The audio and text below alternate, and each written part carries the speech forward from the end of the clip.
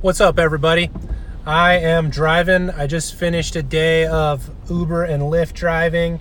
Made my quota of cashola. Shaved. You like the goatee? The beard was bothering me. It was real scratchy. Just wanted to record a video right now because I've been listening to several podcasts. I'm on a podcast binge. Got a few that I'm really enjoying. Obviously, Rogan's is one of the podcasts that I follow. Number one, because I do think that Joe Rogan is a great interviewer for the reasons as follows. I think he's really a pretty non-defensive type individual, which lends itself to productive conversation. I think martial arts trains a person to conduct themselves in that way. B, I think he's very curious.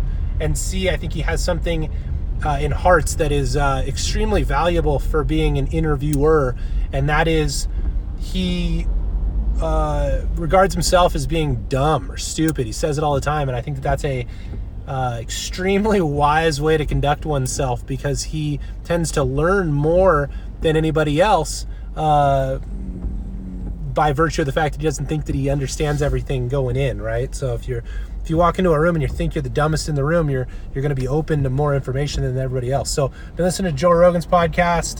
Lil Duval was actually really interesting. They both got high and talked about life and the universe and everything, to quote Douglas Adams, and was very interesting. I've listened to every podcast by him recently.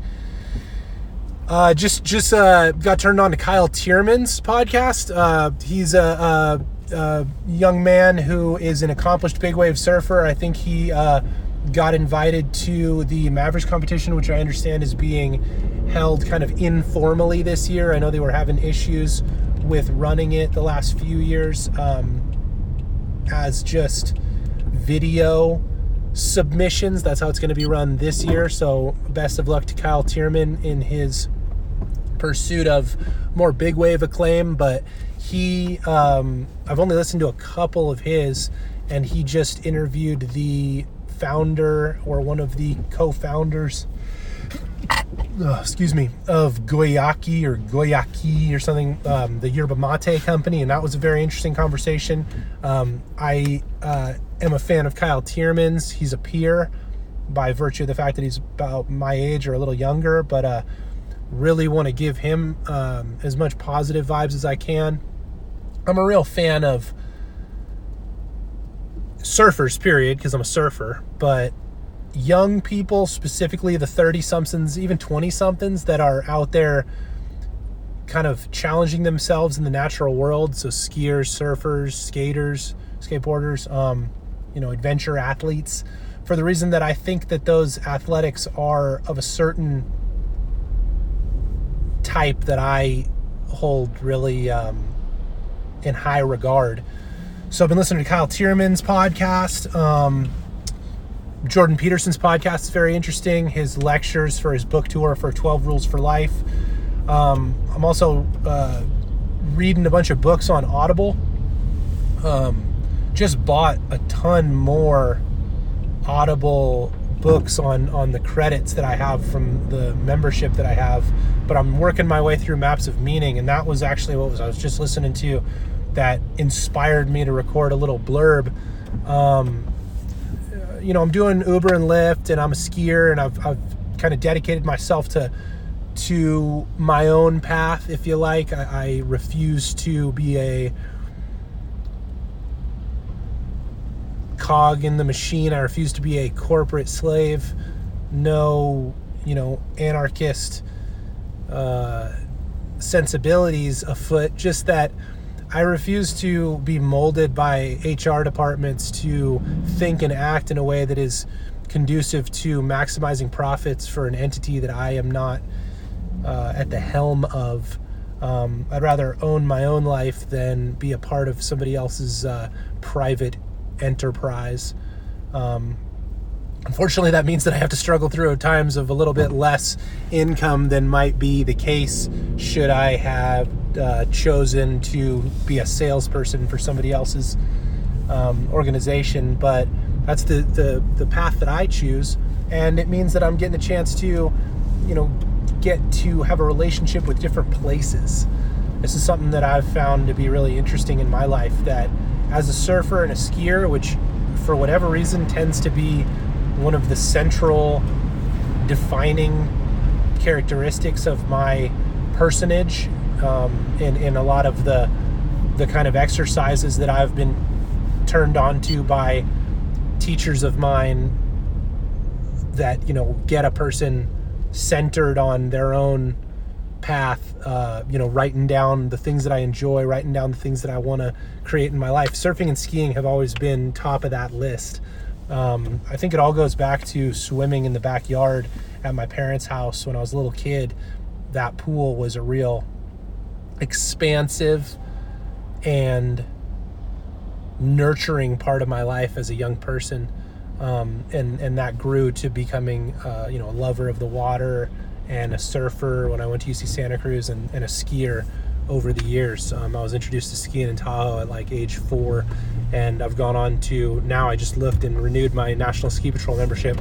I've been a National Ski Patrol member, which, if you're not aware, is, for those who are not familiar with National Ski Patrol, it's the volunteer organization of ski patrollers in the United States for 10 years. So at 33 years old, that's kind of a cool thing to look back on, that I've been a member of this organization for 10 years. Now, I haven't actively patrolled for all 10 years. I pro patrolled for the last 4, and I was alumni for several years while I was going to college. But anyway, what I've found in my life that's interesting is that through being true to myself, I've become intimate with places, which is a weird thing to articulate, but what I mean is, and surfers understand this fact, when you're a surfer, you have to put time and energy towards a certain break, towards a certain reef, towards a certain point, towards a certain, sandbar over years and years, and swells and tide changes and different winds and so forth.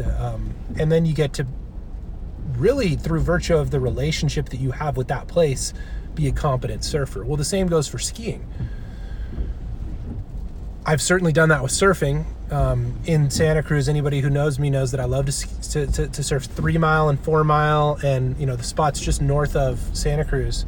And that's been a real defining part of my life, real part of my life that's helped me evolve as a person, as a man, as an athlete.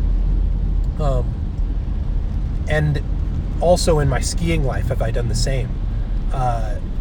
I formed a relationship with North Star as a young person, Diamond Peak, Alpine Meadows to a lesser degree, Kirkwood, very much so, riding with all my homies. And then more recently, after I kind of got out of the corporate grind in the Bay Area, moved to Tahoma on the west shore of Lake Tahoe and got a job ski patrolling at Homewood, thanks to the Chris Beck, in no small part. Shout out to my homie Chris Beck. I really had a relationship with the mountain at Homewood, and it really was a very positive ROI for me, return on investment. I got a lot from that. I met my wife there and grew a huge amount just from giving respect and love to that place. And that seems to be a recurring theme in my life. I went on to live next to Mount Shasta in Weed, California for 2 years with Isabella, my wife, and same thing.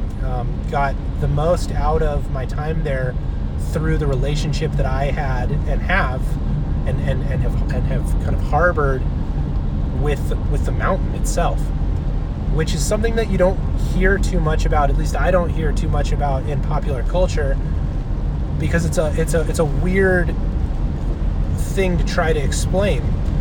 But I'm going to go ahead and try to explain it. And again, what has motivated this diatribe is listening to Maps of Meaning by Jordan Peterson on Audible, which is an audiobook subscription. And he's a very learned, PhD, university professor, clinical psychologist. And while he's a pretty polarizing figure, if you're not familiar, he's risen to popular acclaim, and in my opinion is one of the most intellectually solid popular figures in mainstream media culture. He makes this point in his book that, and I'm trying to think of how to phrase this kind of succinctly, because it's a really powerful set of ideas, that mythic thinking, religious narrative, dramatic representation is a necessary constituent element of constructing a workable reality for oneself, as is the materialistic, reductionist, idiomatic, semantic representation of the world. Without the moralistic basis, without the religious narrative, we throw the baby out with the bathwater in being seduced by the, what I understand is post-enlightenment, postmodern representation of the world in terms of strictly scientific worldview. And that's not to say that science is inherently lacking, because of course the scientific method is a structured means by which we can experiment and document the existential reality of the world in which we inhabit. But a way of describing it, to use his model from the book, the world can be seen as two different things. It can be seen as a place of things and a place to act, right? We can live inside a book and be scientific scholars without ever accomplishing anything physically, really, in the world, right? And that's an interesting thing. I heard a discussion about René Descartes, who is often looked at as one of the Enlightenment thinkers in France, credited with the great idiomatic phrase, "I think, therefore I am." Je pense, donc je suis. But it's not the whole story. He was a fucking weirdo. He used to torture and kill dogs. And anybody who's a good human being, in my opinion, doesn't have any want to do ill upon dogs. Dogs, for God's sakes, are so good we hardly deserve them. I utterly love the dogs that I've been able to raise in my life. So a purely scientific worldview can lead a person to inherently immoral acts. And where I'm coming from, at 33 and inspired to do and think and act in the way that I deem correct, is that the natural world, places, won't steer you wrong. And again, this is not something that is a pre-packaged way of thinking. This is not something that I'm trying to sell to you. I don't give a fuck what you think. God bless you, do you. I'm just telling you what I think and what's helped me to get through hard times in my life and what's allowed me to grow intellectually, spiritually, cognitively, and physically. And that is giving respect to the natural world and the activities that I am inspired by, namely surfing and skiing.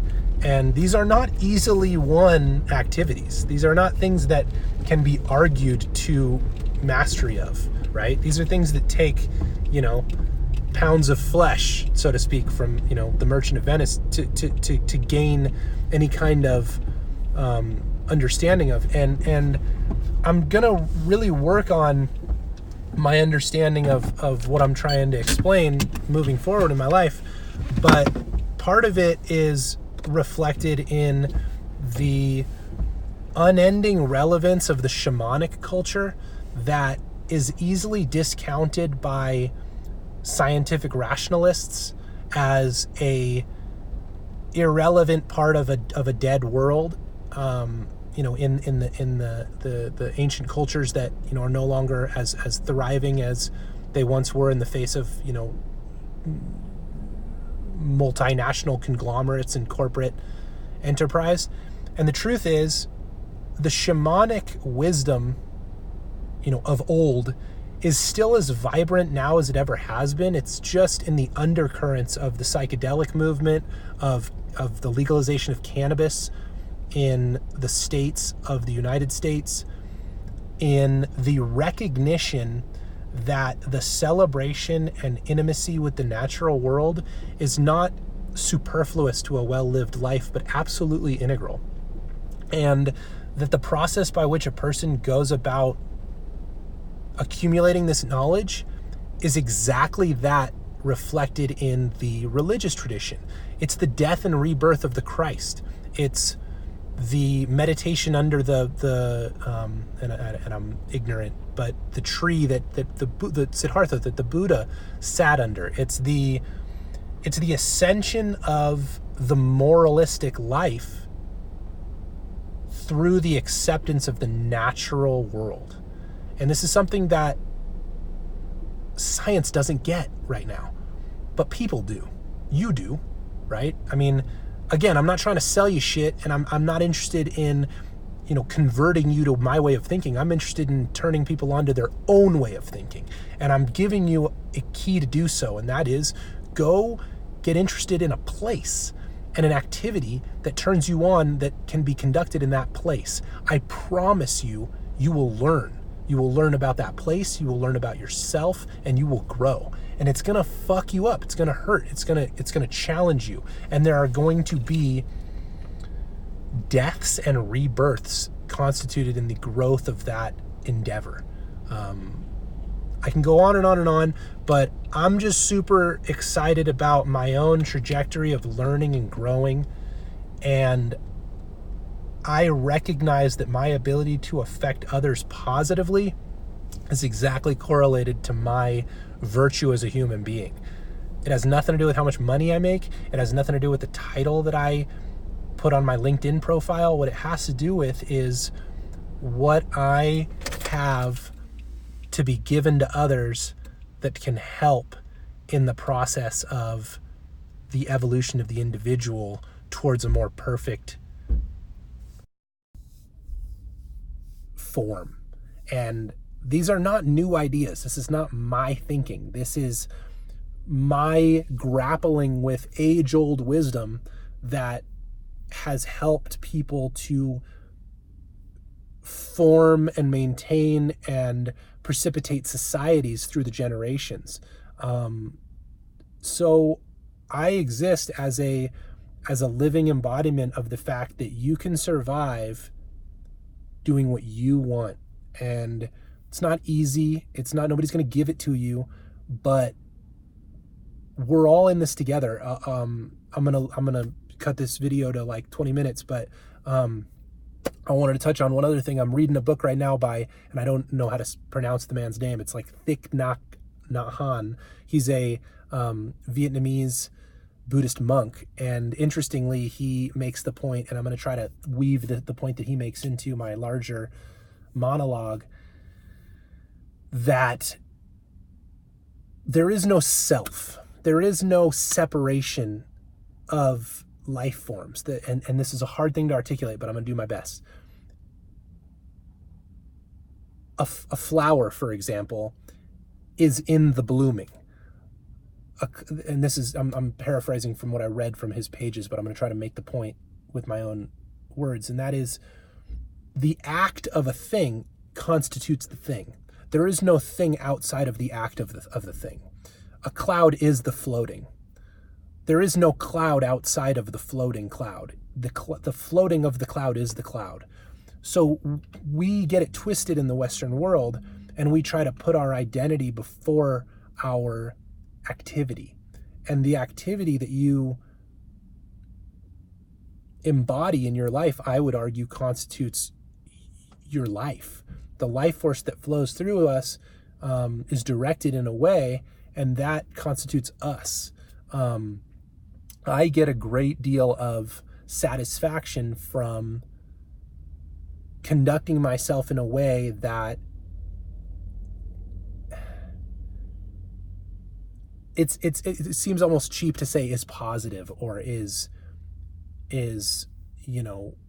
helpful, but I mean, certainly that's my hope. But what I think is another way of saying what I'm trying to say is in a way that is consistent. I think a person that is integrated, top down, vertically integrated, if you will, is better equipped to stand as a sentinel and point the way towards renewed livelihood for those around them. A person who is horizontally minded and trying to jockey for position in organizations, or conduct business in certain snidely ways, is never going to get the same place that a person who is conducting themselves in an integrated manner is. And that's another way of saying, I've heard a great quote to make the same point.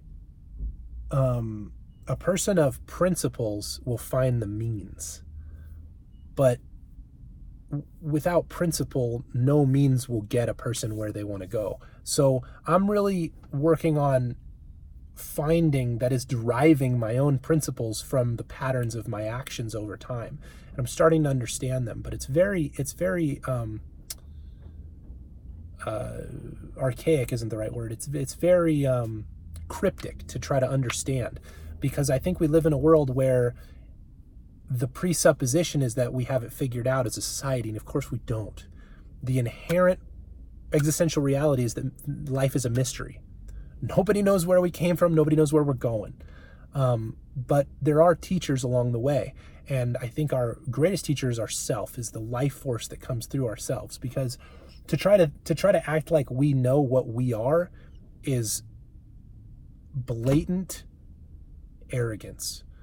We are the gods of the atoms that make up ourselves, and yet we are also the atoms of the gods that we look up to, or in so many words. Like, there is an existential quandary, a conundrum in life itself and consciousness itself. And I think that the shamanic cultures, this understanding of the relevance of the drama of life, that we are all players, as Shakespeare said, which is another word for actors, and that we play a lot of different roles in our life, is a recognition of the fact that how we conduct ourselves is not arbitrary and is not easily outsourced to an external mode of being. It arises from, in my opinion, ourselves, whatever that is, in relationship to the things, the places, the people that we love.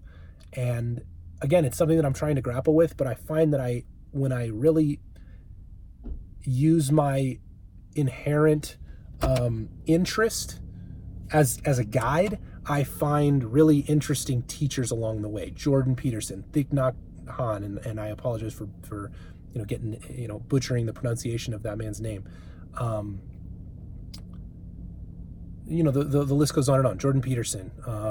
There's many teachers that you'll find when you start asking yourself the more difficult questions than, how much money am I going to make? What's my title in the corporation? What thing do I want to buy? Here's a few more difficult questions than that. What do I love to do? What have I learned about myself? How can I become a better version of myself? How about, in what mode am I operating when I am at my best? These are questions that are more difficult to grapple with, and I, in my opinion, believe that they take us on a more difficult journey, through the darkness, through the other side. to a more embodied and intentional life. So I'll leave it there. 25 minutes is a good long video. Much love to everybody that subscribes to my videos. Please do. I'm interested to continue with podcasting and hearing what you have to say, what you're interested in, what you love to do, what challenges you, what makes you grow.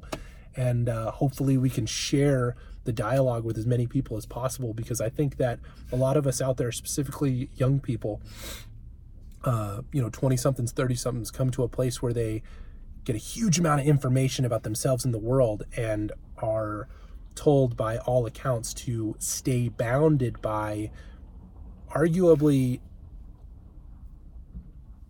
unsubstantiated, unsustainable, and like psychopathic moral guidelines. Profit motive doesn't get us anywhere. Moral motive does.